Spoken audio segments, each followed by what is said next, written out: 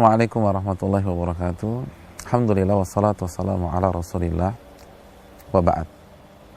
Saudaraku yang dirahmati oleh Allah subhanahu wa ta'ala, siapa di antara kita yang tidak memiliki masalah, yang tidak memiliki problem, baik ketika berhadapan dengan pasangannya, suami atau istri, ketika berinteraksi dengan anak-anaknya, atau ketika berada di kantor, ketemu dengan rekanan bisnis atau klien, atau ada masalah dengan usaha, kios yang dia punya.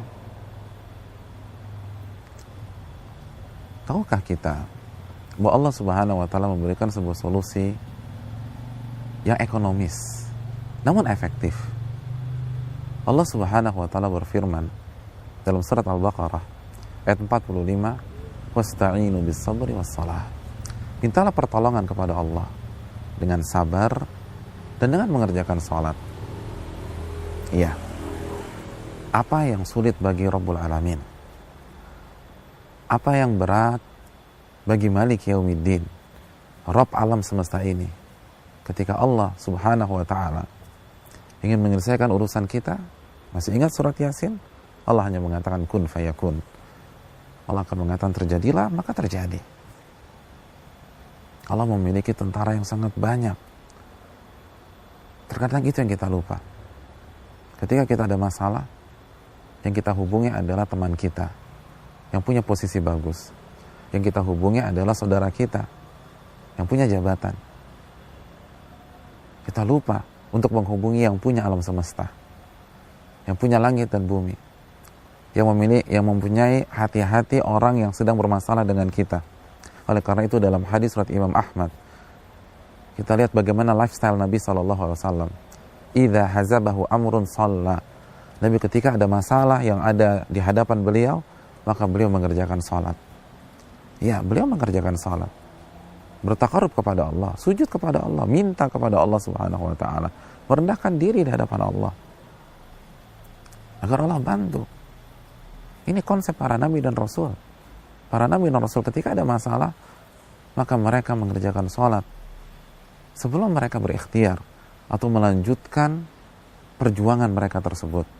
Perjuangan itu penting, ikhtiar itu tidak perlu kita perdebatkan, tapi jangan andalkan diri sendiri. Jangan bertumpu dengan kedua kaki kita yang rapuh. Bertumpulah pada kekuatan Allah subhanahu wa ta'ala, la hawla wa la quwata illa billah. Lihat bagaimana Nabi Ibrahim alaihissalam ketika Sarah, istri beliau, ditangkap oleh pasukan Fir'aun dan ingin diperkosa oleh Fir'aun. Ya, Fir'aun pada zaman Ibrahim, bukan Fir'aun Nabi Musa. Apa yang Nabi Ibrahim lakukan? Beliau mengerjakan salat. Dan dalam riwayat, ketika Sarah sudah berhadapan dengan Fir'aun, maka beliau pun mengerjakan salat, minta pertolongan kepada Allah subhanahu wa ta'ala. Dan ini diterapkan oleh orang-orang soleh, sebagaimana yang diriwayatkan oleh Imam Al-Baihaqi dalam Syu'abil Iman, bahwa Abdullah bin Abbas mendapatkan berita tentang musibah saudara beliau. Apa yang beliau lakukan?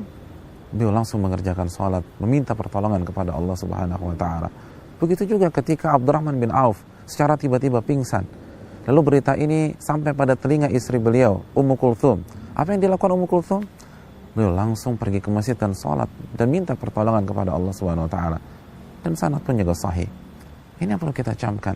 Bagaimana orang-orang soleh tersebut, mereka berjuang, mereka berusaha, mereka berikhtiar, tapi mereka tidak melupakan Allah subhanahu wa ta'ala.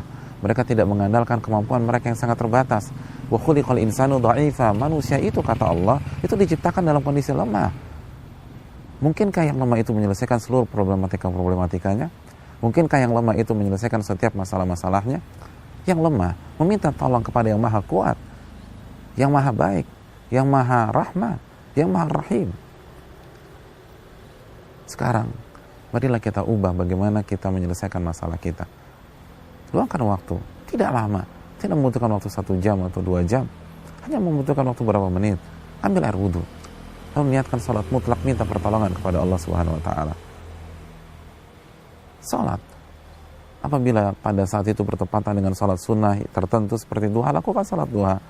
Kalau itu tidak berkaitan dengan salat sunnah tertentu, maka kerjakan salat sunnah mutlak, 2 rakaat salam, 2 rakaat salam, 2 rakaat salam, dan rasakan bedanya, karena Allah akan tolong kita Karena Allah Subhanahu wa taala menjanjikan ud'uuni astajib lakum, minta kepada diriku, aku akan kabulkan. Wassallallahu ala nabiyina Muhammad wa ala alihi wa sahbihi ajmain. Assalamualaikum warahmatullahi wabarakatuh.